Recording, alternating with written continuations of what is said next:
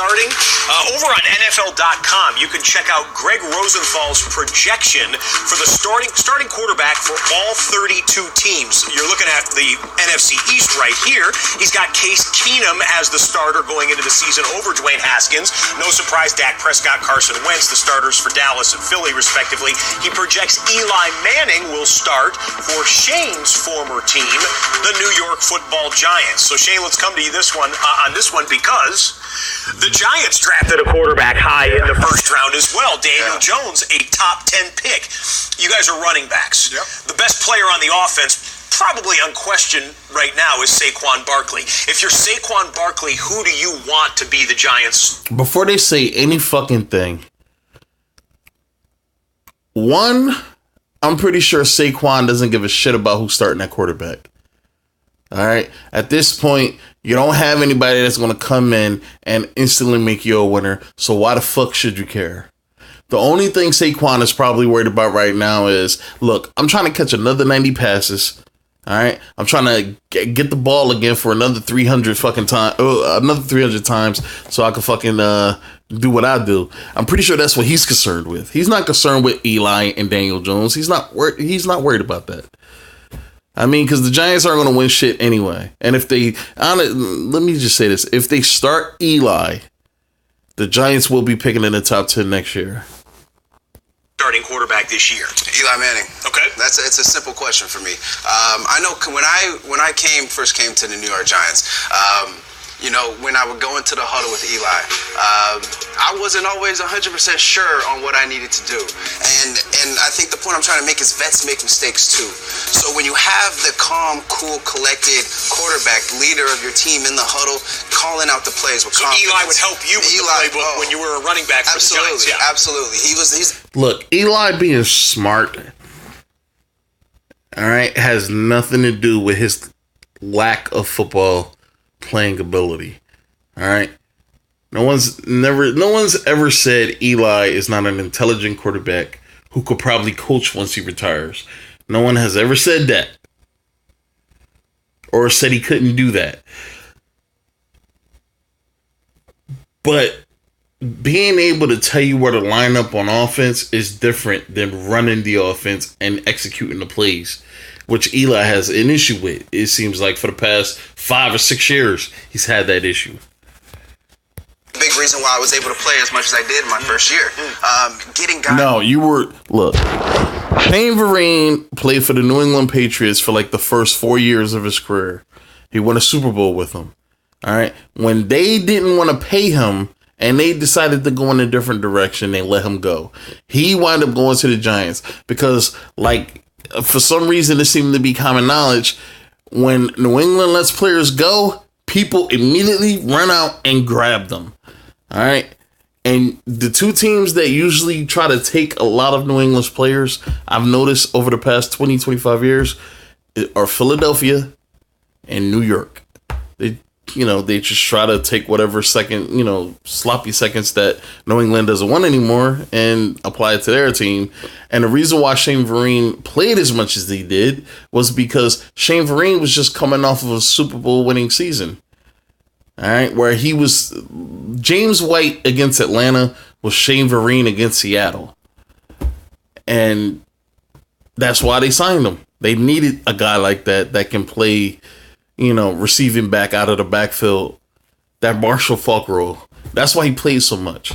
Now, when you hear Saquon's numbers, you're going to understand a very, very familiar tone with the way the Giants run their offense. And be mindful, these are different coaches. So something's up. Lined up, getting into the right place so that running backs aren't getting hurt, receivers aren't getting their heads knocked off. That's all things that are learned through. No, first of all, Eli running short ass routes and not feeling comfortable with throwing the ball in the coverage because he's afraid he's just going to throw another 20 or 30 fucking interceptions. Look, I'm not saying Eli is not a serviceable starter. I'm saying he's just not very good. Like, that's just it. He's just not very good. All right.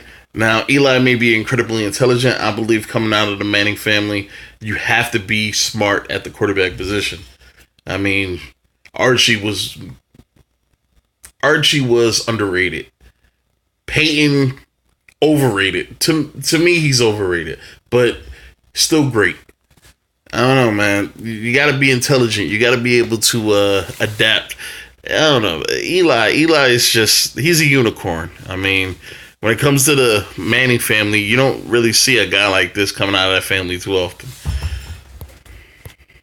Experience things that can't really be taught, and those are things that Eli Manning still has. Well, eventually they hope it's going to be Daniel Jones and Saquon Barkley for a decade going forward. Right. But in 2019, who? No, it's no question, Eli. Shane is right. And if no question. No fucking question. All right, now there's two reasons why LaDainian Tomlinson. I'm sorry, I'm kind of tired. I'm really trying to lay down, but there's only two reasons why, or there can only be two reasons why LaDainian Tomlinson is saying this. One, it could be more Daniel Jones hate. Why did they take this kid at number 6 when they could have went Josh Allen to improve that defense? It could either be a slight against Daniel Jones or what was the other one? Shit, it didn't slip my goddamn mind. I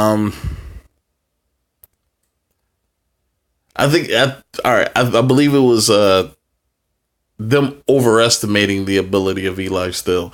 And for some reason, people think just because this dude won 2 Super Bowls that he's still able to play well for some reason. I mean, who was it? Somebody said last season Eli didn't play as bad as everybody thought he did. You know, he said that he had a pretty good year, which is it was funny. Saquon Barkley, you just want a guy that understands defenses of offense, and when you go up to the line of scrimmage, knowing that if I see that a blitz is coming, this is a bad run play, I want to know that my quarterback is going to be able to get us into a better play. Yeah. And right now, Daniel Jones is not at that point. How do you know? You've never seen him in that situation. You're just assuming because you don't like the fact that he was taken 6. Honestly, people think that Daniel Jones should have been like a 3rd-round quarterback for some reason now, even though a couple weeks ago they were talking about him going in the 1st round. But now that he's actually taken, now, you know, I don't know. I don't think that he's smart enough to read a fucking defense. Honestly, I don't think Eli's smart enough to read a goddamn defense if he's throwing 15 fucking picks, 19 picks, all these fucking interceptions this guy throws. I'm pretty sure he doesn't know how to read a fucking defense or either throw the ball, one or the other. He either doesn't know how to read the fucking defense or throw the ball. Take your pick, man. Both are bad for fucking quarterbacks. And it certainly is. The other thing is we have to forget or not forget that they're going to load the box. 8 men in the box for Saquon Barkley. Now, if you got Eli, you got to pick and choose when you do that. Daniel Jones is starting. There's 8 men in the box here. Shut the fuck up. Look, I hate this shit, man. I really do. I really fucking do. You mean to tell me you mean to tell me defenses are wary of Eli Manning? They're like, oh my God, no, don't stack the box, man. Eli is going to rip us the fuck up. Like, you really think defenses give a fuck? Like, apparently, man, 4-12 is the new 12-4 now. I mean, a quarterback have a shitty year. That's just a red herring. Like, he's really a great fucking quarterback. I mean, come on, they're gonna load the box regardless. Saquon is the only weapon on that fucking team. This is what happens when you trade away your franchise player. Saquon is the only guy on the fucking team. Whether Eli is back there, Daniel Jones is back there, teams are gonna come after him. All right. Look at fucking Saquon's numbers. He had 2,000 fucking all-purpose yards or scrimmage yards and 15 touchdowns. Teams are going to load the box to stop him. I'm pretty sure Eli is not going to ease that up. Like, that's fucking retarded. I'm not saying Eli can't make passes. I'm just saying Eli's not ripping anybody apart. Now, The one person you don't blitz is Tom Brady. Everybody knows this. Tom Brady usually does a lot of damage when you blitz him. Eli, I don't believe that he can do any damage if you blitz him. Eli is one of those really calm guys that look. I've always thought he looked kind of messed up in the head, honestly. But he's one of those guys that's super calm, super chill. But a lot of times you have those guys who are super calm when the pressure is on. They start having this internal battle with themselves and they become very frantic. And Eli strikes me as a frantic dude that makes mistakes because, one, trying to do too much, and two, trying not to make a mistake. Yeah, because they don't expect you to be able to threaten them downfield. Well, whoever it is, Saquon, expect another heavy workload. Last year, 352 touches for Saquon Barkley, including 91 receptions. I mean, that's the LaDainian. Do you? No. LaDainian played with good quarterbacks. Do you know what those numbers tell me? Somebody wasn't trusted, okay? They did not want to rely on him too much. All right, when your running back has over 350 carries plus another damn near 100 yards receiving, 100 receptions, that means somebody that's over 400 touches for a rookie running back. That means they didn't trust Eli, all right, and they didn't want to keep the ball in his hands. And when your running back has 91 receptions out of the backfield, that's a lot, man. That's a fucking lot. Tomlinson catching out of the backfield, or some Shane Vereen catching out of the backfield right there. So either no, Shane Vereen has never put up numbers like that. Stop kissing ass, bro. Going to be checking it down to the star running back, I would think. By the way, you talk about putting pieces into this Giants offense. Well, they added another one over the weekend. They signed offensive lineman Mike Remmers. He was the Viking. Yeah, another dude that they're going to bring in who's going to do absolutely nothing, and they're going to blame him for all the problems with the offense. Right guard last season, but he's expected to probably move to right tackle for the New York Giants, which, depending on who you believe in, some people thought right tackle was the weakest position out of the starting. No shit. What they had Eric Flowers out there. Who else they had over there? Was Eric Flowers the fucking right tackle last year? It was somebody that was the right tackle last year where they thought that the offensive line would be better, and they spent all that money on fucking offensive linemen and nothing fucking helped. They still were shitty. But yeah, all right. I don't know where this video goes from here. But I just gotta say, all right, this is gonna be an interesting year for the NFC East. Okay, and all of the interests are surrounding the quarterbacks. Carson is going to be of interest. Carson is going to have to be looked at. Dak is going to be of interest. He's going to have to be looked at. Dwayne Haskins is going to be of interest.